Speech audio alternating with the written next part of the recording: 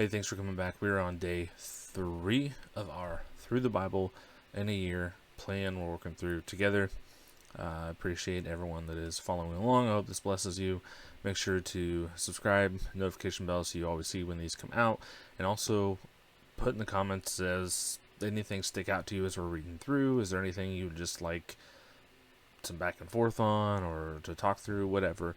I want this to be like a Bible study that you'd be doing with somebody that you personally knew or you went to church with or things like that. I want it to be a resource for people, so feel free to get in the comments.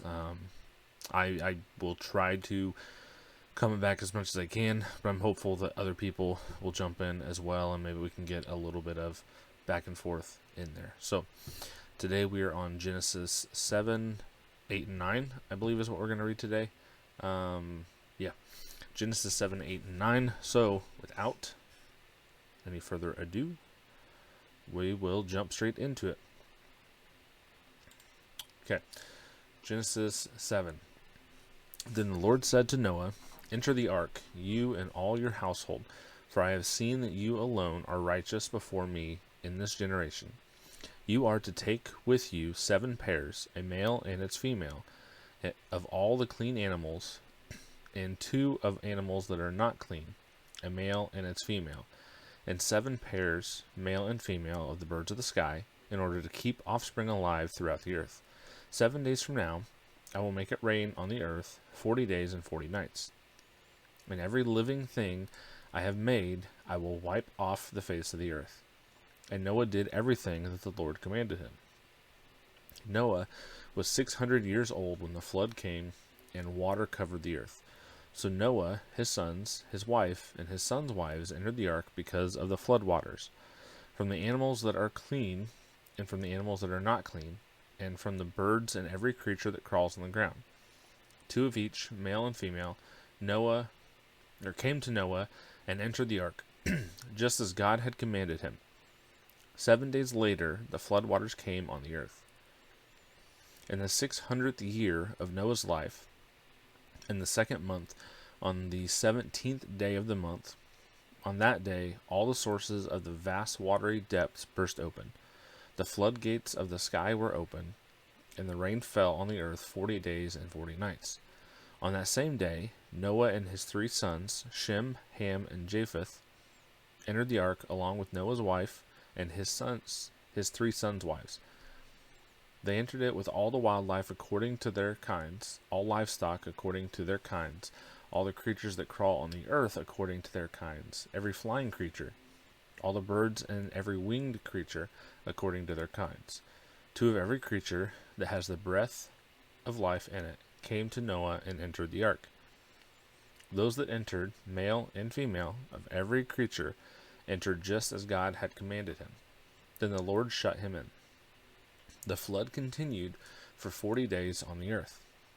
The water increased and lifted up the ark so that it rose above the earth. The water surged and increased greatly on the earth, and the ark floated on the surface of the water.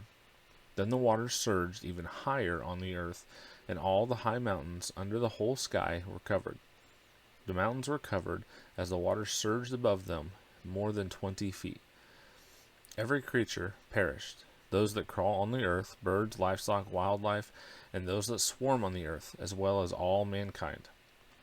Everything with the breath of the spirit of life in its nostrils, everything on dry land died. He wiped out every living thing that was on the face of the earth, from mankind to livestock, to creatures that crawl, to the birds of the sky, and they were wiped off the earth. Only Noah was left, and those that were with him in the ark. And the water surged on the earth 150 days. Genesis 8. God remembered Noah, as well as all the wildlife and all the livestock that were with him on the ark. God caused a wind to pass over the earth, and the water began to subside. The sources of the watery depths and the floodgates of the sky were closed, and the rain from the sky stopped. The water steadily reached from the earth, and by the end of the 150 days, the water had decreased significantly. The ark came to rest in the 7th month, on the 7th day of the month, on the mountains of Ararat. The water continued to recede until the 10th month. In the 10th month, on the first day of the month, the tops of the mountains were visible. After 40 days, Noah opened the window of the ark that he had made, and he sent out a raven. It went back and forth until the water had dried up from the earth. Then he sent out a dove to see whether the water on the earth's surface had gone down.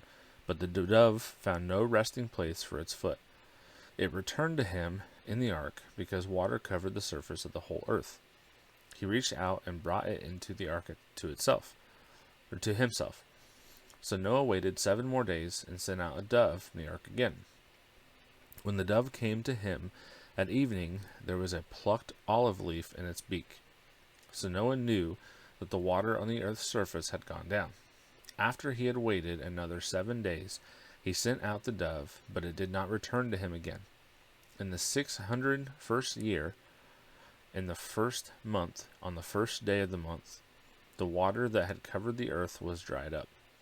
Then Noah removed the ark's cover and saw that the surface of the ground was drying. By the 27th day of the second month, the earth was dry. Then God spoke to Noah, "Come out of the ark, you, your wife, your sons, and your sons' wives with you. Bring out all the living creatures that are with you, birds, livestock, those that crawl on the earth, and they will spread over the earth and be fruitful and multiply on the earth." So Noah, along with his sons, his wife, his sons' wives, came out. All the animals, all the creatures that crawl, and all the flying creatures, everything that moves on the earth, came out of the ark by their families. Then Noah built an altar to the Lord. He took some of every kind of clean animal and every kind of clean bird and offered burnt offerings on the altar. When the Lord smelled the pleasing aroma, he said to himself, "I will never again curse the ground because of human beings. Even though the inclination of the human heart is evil from youth onward, and I will never again strike down every living thing as I have done.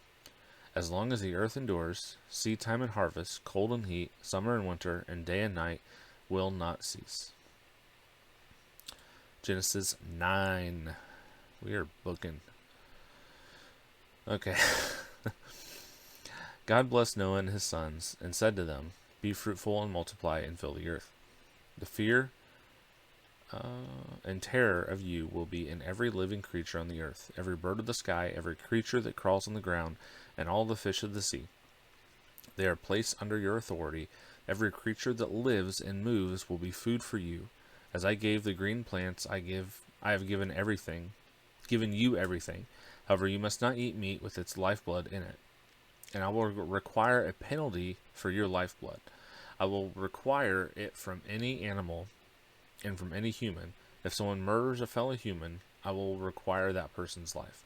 Whoever sheds human blood, by humans his blood will be shed, for God made humans in his image. But you, be fruitful and multiply, spread out over the earth and multiply on it." Then God said to Noah and his sons with him, "Understand that I am establishing my covenant with you and your descendants after you, and with every living creature that is with you, birds, livestock, and all wildlife of the earth that are with you, all the animals of the earth that came out of the ark. I establish my covenant with you that never again will every creature be wiped out by flood waters. There will never again be a flood to destroy the earth." And God said, "This is a sign of the covenant I am making between me and you and every living creature with you, a covenant for all future generations. I have placed my bow in the clouds, and it will be a sign of the covenant between me and the earth. Whenever I form clouds over the earth, and the bow appears in the clouds, I will remember my covenant between me and you and all the living creatures. Water will never again become a flood to destroy every creature. The bow will be in the clouds, and I will look at it and remember the permanent covenant between God and all the living creatures on the earth." God said to Noah, "This is the sign of the covenant that I have established between me and every creature on earth." Noah's sons who came out of the ark were Shem, Ham, and Japheth. Ham was the father of Canaan. These three were Noah's sons, and from them the whole earth was populated. Noah, as a man of the soil, began by planting a vineyard. He drank some of the wine, became drunk, and uncovered himself inside his tent. Ham, the father of Canaan, saw his father naked and told his 2 brothers outside. Then Shem and Japheth took a cloak and placed it over both their shoulders, and walking backward, they covered their father's nakedness. Their faces were turned away, and they did. When Noah awoke from his drinking and learned what his youngest son had done to him, he said, Canaan is cursed. He will be the lowest of slaves to his brothers. He also said, Blessed be the Lord, the God of Shem. Let Canaan be Shem's slave. Let God extend Japheth. Let Japheth dwell in the tents of Shem. Let Canaan be Shem's slave. Now Noah lived 350 years after the flood, so Noah's life lasted 950 years. Then he died.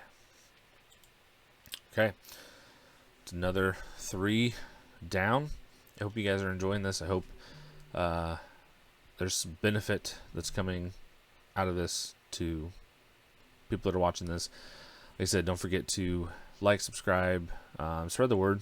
That's how podcasts and things like this actually grow, is mostly through word of mouth. So if you're benefiting from this and you think there are other people you know that may benefit from it as well, pass it along, mention it to them, share a clip to them or something along those lines. And comment below. Let me know what you thought about what we read today. If anything stood out to you, maybe your thoughts on a global flood versus a regional flood. Things like that. How did the meat-eating animals survive on the ark? There's some different theories there, or anything at all that pertains to what we read today. Just comment below. I'd love to interact with you, and I'm sure there's other people too. We can get some conversation going, and it'd be fruitful, beneficial for everyone. So appreciate it. I'm reading from the CSB, the Christian Standard Bible.